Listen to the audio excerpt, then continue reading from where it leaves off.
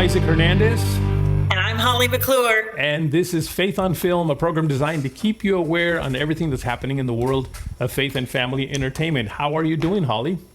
Doing great, thanks. I'm excited to do this show today because we have a friend coming on, and he's a friend to both of us, and I can't wait to get him on and talk to him. Been a friend for a long time, and you know what?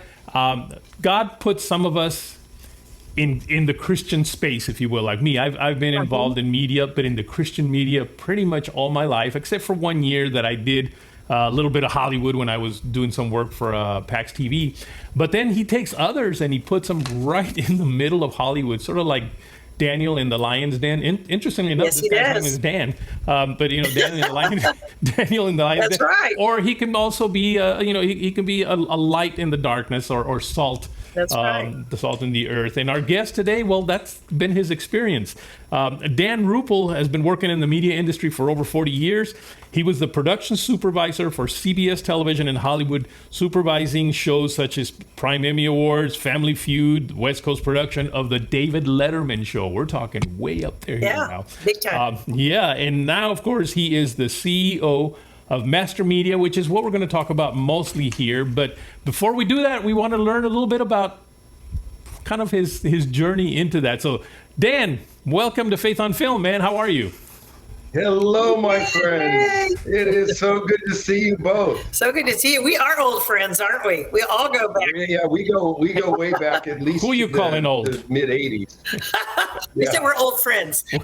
Right. There you go. There you go. Yeah. You know, Holly, let's use the word vintage. Let's use the word. Let's use that word. Back to the 90s. Yeah, my vintage bones. Thank you. Yes. Now, so Dan, I know I met you, I don't know, 17, 18, 19, 20 years ago or something like that, and Holly probably even before that.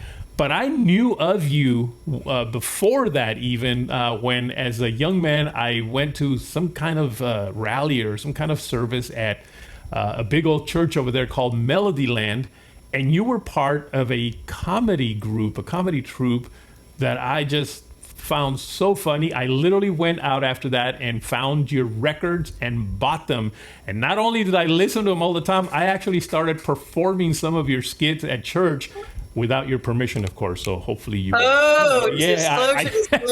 I didn't know that. You better collect some residuals. Yes, I did a few of those. I did the what was that, like the Let's Make a Deal one? I used to do that one at church. Let's Trade Your Salvation. Yes.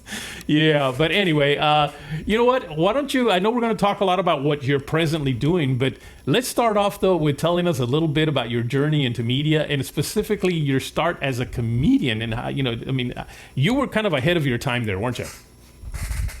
Absolutely. It's a long story, but it really launched everything I did after that. So I need to bullet point it. When I was 15 years old, I formed a little improv troupe out of the high school drama department in our theater group, and we started performing local, community centers and school assemblies and things like that. And then I got real bold and I said, hey, why don't we drive up to Hollywood and perform in the comedy clubs? And one of the guys in the group had his license, so we drove up there and we would play the Comedy Store had just opened. We played the Comedy Store, the Troubadour, the Ice House. And this went on into my college years. And we were opening for Lily Tomlin. We made the short list of the first cast of Saturday Night Live. It was down to my group and Al Franken and Tom Davis. And they picked Al Franken and Tom Davis, thank God, because, 2 years later, I came to faith in Christ. And this is where God's sovereign hand really wanted to launch Christian comedy from a really relevant contemporary perspective. And I show up at rehearsal to quit, because the kind of stuff we were doing in clubs, you can imagine. But I show up and I said, hey, I got to tell you guys, I just came and gave my life to the Lord, and I'm going to leave the group tonight. I turned to my one partner, Dave Toole, and he says, just since we got together last, I became a Christian, and I was going to leave the group tonight. And then we turned to my old high school friend, Larry Watt, and he said, last week I rededicated my life to Christ. And So we're not rocket scientists, but we could kind of figure it out that God was up to something. Yeah. So fortunately, we were not only embraced by Calvary Chapel Costa Mesa, where they tried us, opening for Keith Green and different groups back in that era, but also the Christian audience. And as you guys know, what God had done with rock and roll music in giving it a Christian vocabulary for the hippie generation, now it was time to do it in comedy. And so we launched into Isaac Air Freight. That was 15 years. We did about 8 albums, and it was very, very, very successful. But in the late 80s, I felt the Lord was leading me into either film or television. And and this is where I really remember Holly, with a quick stop in Christian radio, morning talk show, God opened a miraculous door at CBS. And Isaac, you know television production inside now. I knew very little.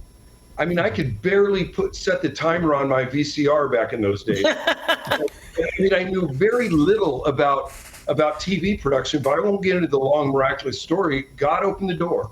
And for the next 10 years, I was the supervising producer on The Price is Right. And then a few years later, Letterman came. And that was a joy to do all West Coast production at Letterman. And, it's just been a wonderful journey. And then it's gone on from there. A lot of people would say that was a joy working with Letterman. they would wonder about that. But, at that time, it was in his heyday. He was very, very kind to me. And same with Barker. Barker was very, very kind to me. And, but my real takeaway, and I'm still in touch, is the crew. There was so many people involved, above the line, below the line with Letterman, but my Price is Right crew, there was over 100. And I'm still friends with all of them. Wow. What are we now, 20 years later, we're still friends. I talked to the executive producer of Price is Right just 2 weeks ago. So we really formed, they became family. And when it was time to leave, I left because my pastor asked if I would come on as his executive pastor. And to be honest with you guys, inside I'm thinking, are you nuts? I'm going to leave a gig like Price is Right and Letterman to be your executive pastor. But my wife and I, we went away to Palm Springs and we fasted for a weekend and just sought the Lord. And we said, Lord, our lives are in your hands. Whatever you want us to do, we will do. And the Lord spoke to both of our hearts and said, I want you out of obedience to resign from CBS, take on the pastor's position. Wow. And then I'm going to bring you back into the entertainment arena down the road. And so I resigned. And when I went, this is my most wonderful, well done, good and faithful servant moment. I walked into Bob Barker's dressing room and I said, Bob, I'm going to be leaving the show. And he says, boy, I hate to lose you. What are you going to do? And I said, I'm going to pastor. And he thought for a second and he said, Dan, I think that's right, because I've always seen you as the pastor of Price is Right.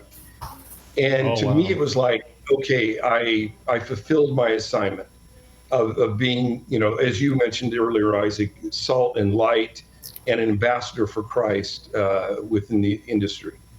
And I think it was interesting because at the time I was going on Politically Incorrect, and I did that for 5 years. I made several appearances and was on there. And I used to love to go in there and see your son, Nathan, because I think he was interning at the time. I think it was Price is Right or something. And I thought, oh, how great that your son, to see that pass on to another generation, the love you had for it. And then your son was doing it. We had such a good time seeing each other, as I passed to going to be on that show. It was fun. So even your son, your kids. You followed in my footsteps. Yeah, followed the footsteps. Dan, you and I have somewhat of a parallel life here, because I, of course, also was, again, in media for a long time. But there was a period of time when God called me out to become a pastor. Now, I did not want to do this, and I mentioned this on the previous show, but the things that I was doing, which was part of my career, God literally took away. Now you answered the call and you obeyed. I didn't want to do it, so He had to take away. I didn't quit. I've been meaning to talk to you about that, Isaac. I know, but you know what? Now I realize that it was the journey that I needed to take to come back into media, just like you, and take it from a different perspective. And I mentioned it last week, and I've mentioned it several times, is that I sort of feel like I'm in a pastoral position, but into the world of media.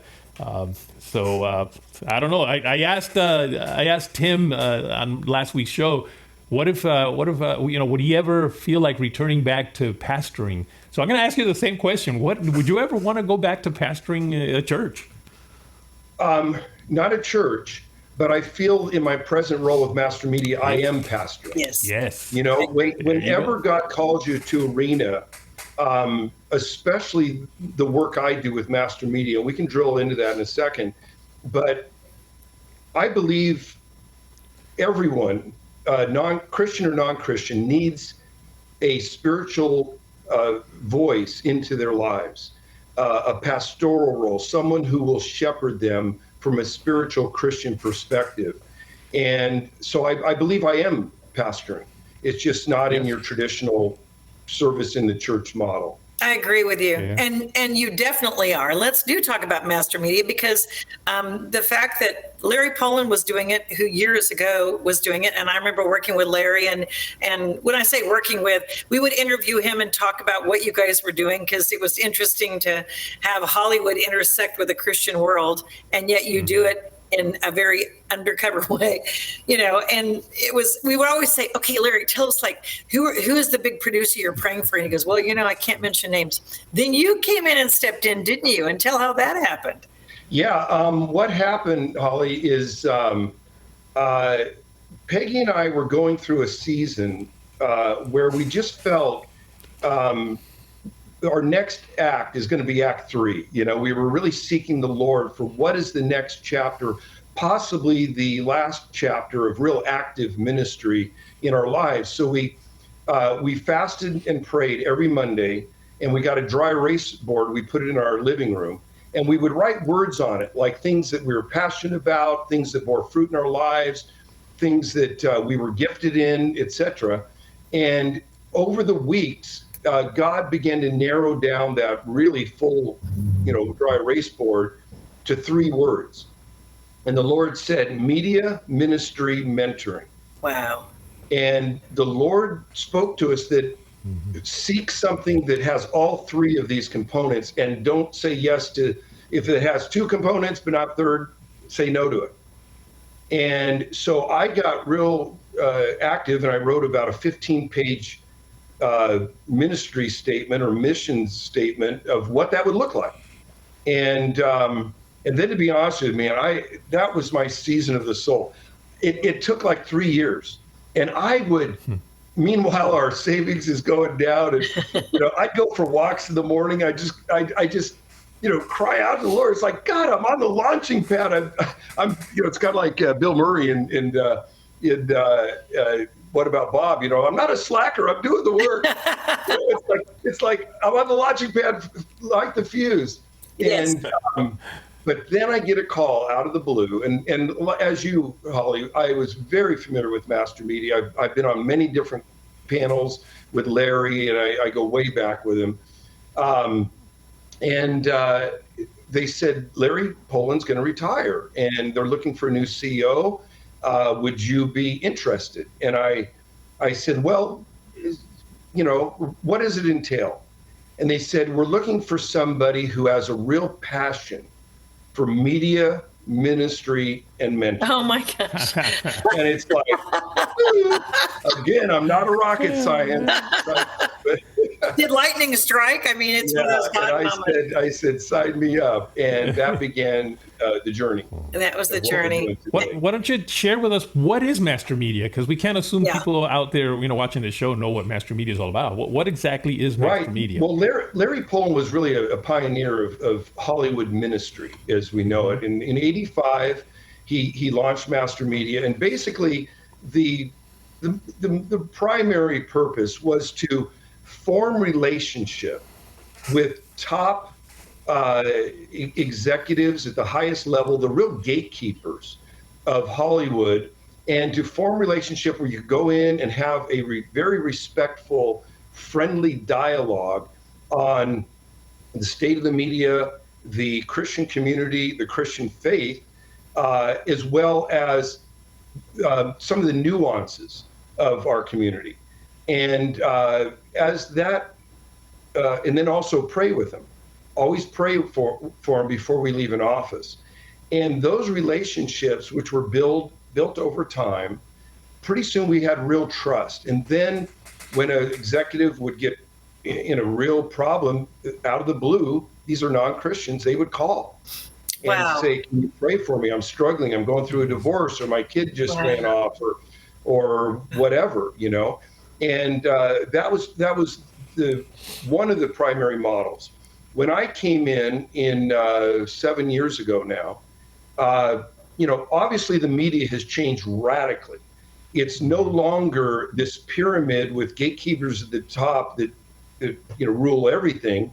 It's with digital, it's much flatter, where anybody can be a media star. As you guys know, you can, you know, a little kid in Des Moines who has a YouTube channel can have 4 million followers. You know? So you have great influence at the ground level. The other thing that digital brought is it spread where Hollywood was no longer a geographic location, it was a global concept.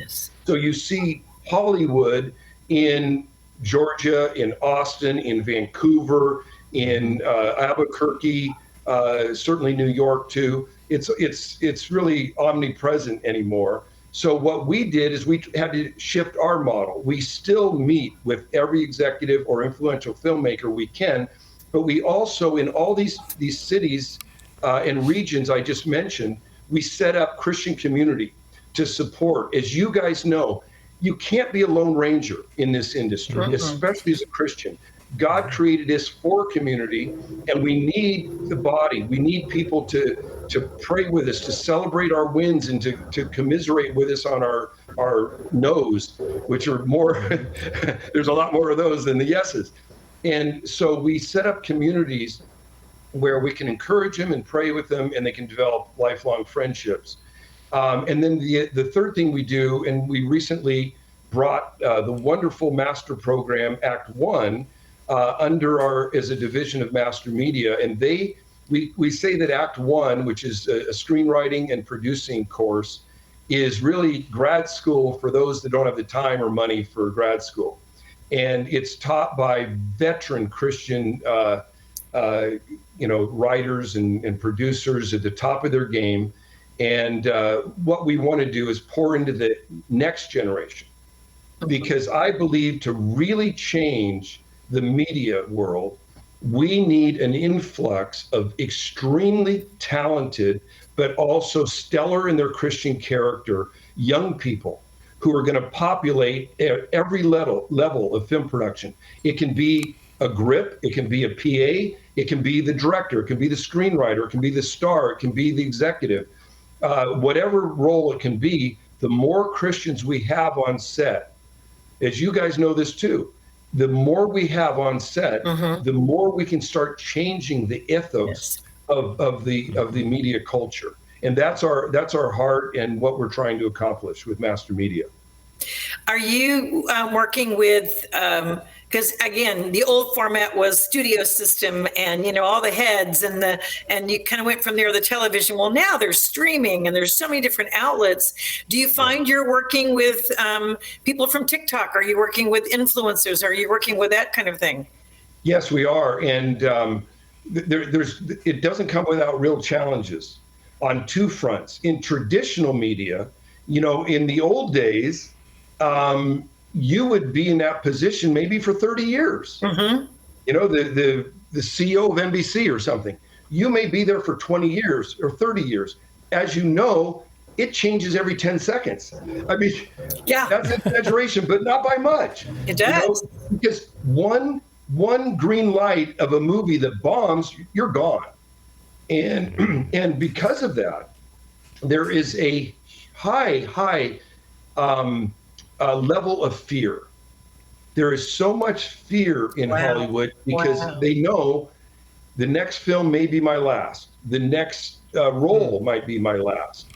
And COVID brought that on steroids. And we have found an incredible open door for the gospel, because I get emails, I get phone calls, I get texts from people that say, I think I'm going to lose my job. Can you pray for me? Wow. I had a gentleman in a very high position in network in New York. He called me and he said, I want you to know first, you're going to read it in Variety tomorrow. I just got let go on,